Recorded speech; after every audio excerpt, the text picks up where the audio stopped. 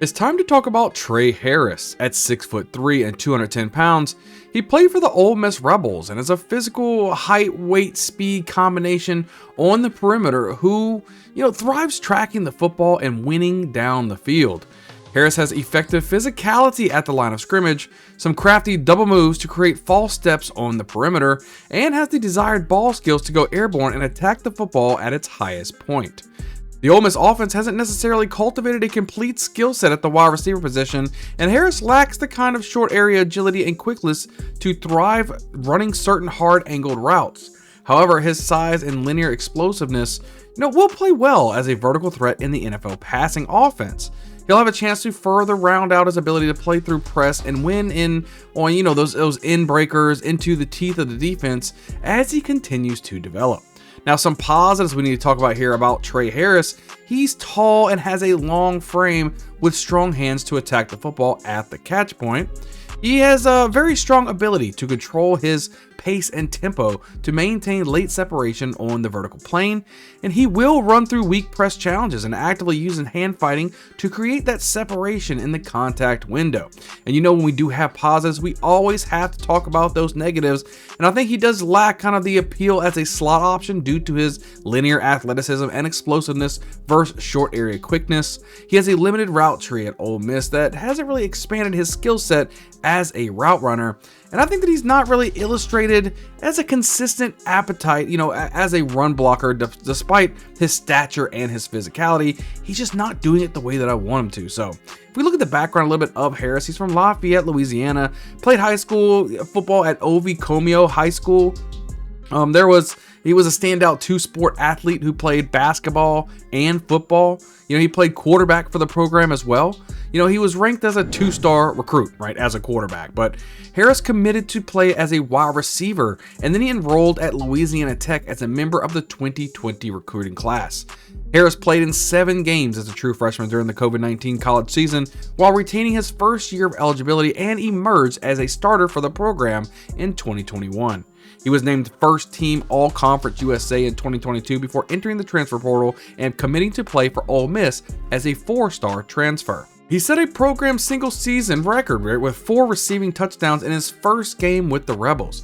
He enjoyed 2 successful and productive seasons with the Rebels, including being named first-team All-SEC in 2024, despite missing time with a hip or, groin injury. The injury cost Harris 4 full games and portions of 2 others, including, I'd say, a re-aggravation against Florida in the regular season finale. Harris is an explosive, play down the field, just really waiting to happen. On instances in which he's granted a free release off the line of scrimmage, he is capable of overwhelming, flat-footed coverage and working behind the safeties.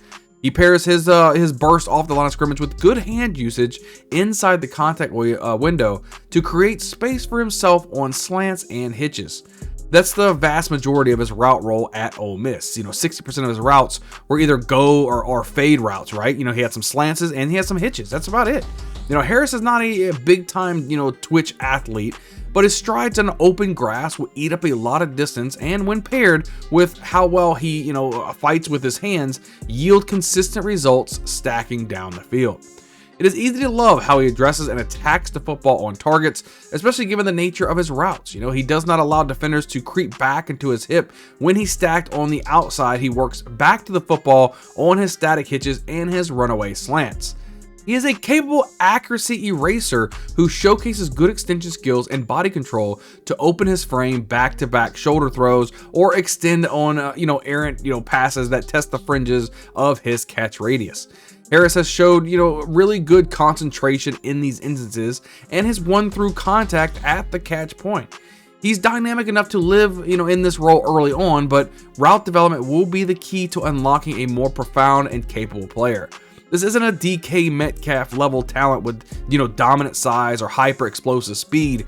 He's likely facing growth or a ceiling on his profile as a player.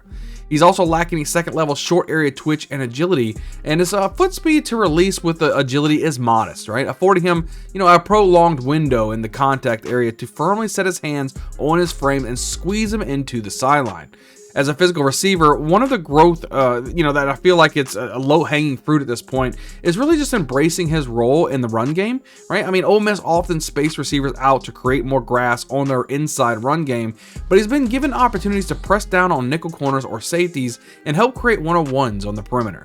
So, he can selectively, showcase good functional strength and pad pop in these reps, but it doesn't really play with a great urgency to seal the plaster the defenders, right? So his reps with corners, blocking one-on-one in space show good length and some nice hands and strength. It'd be aided more by more of like a really strain, right, to his frame and seal his back, So another item that probably should be high on Harris' development plan is his release packages, right? Because most of his foot speed and lack of initial burst, he'll need to add a variety in his ability to set up and beat corners off the line against heavy press.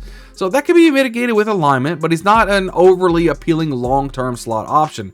He has less than 150 snaps here in 5 seasons in the slot. So if Harris can add more proficient releases to win leverage early, it would greatly benefit his consistency as a reliable option.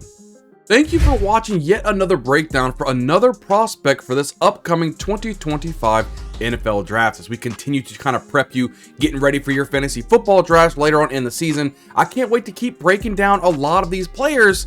That way you guys can see what's going on, and that way you can make the best selection possible. Here at the Bayou Bengal Fantasy Network, we want to make sure you are hitting all types of championships each and every year, and this is the starter of it. There is no off season when it comes to the Bayou Bengal Fantasy Network, so do yourself a favor, become a part of the family. Hit the subscribe button, smash a like button on the video below, and leave a comment down below. What do you guys think about this prospect? Is this somebody that you want to go in and try to draft on your fantasy football team? I can't wait to hear what your thoughts are, and I can't wait to see you guys on the next video.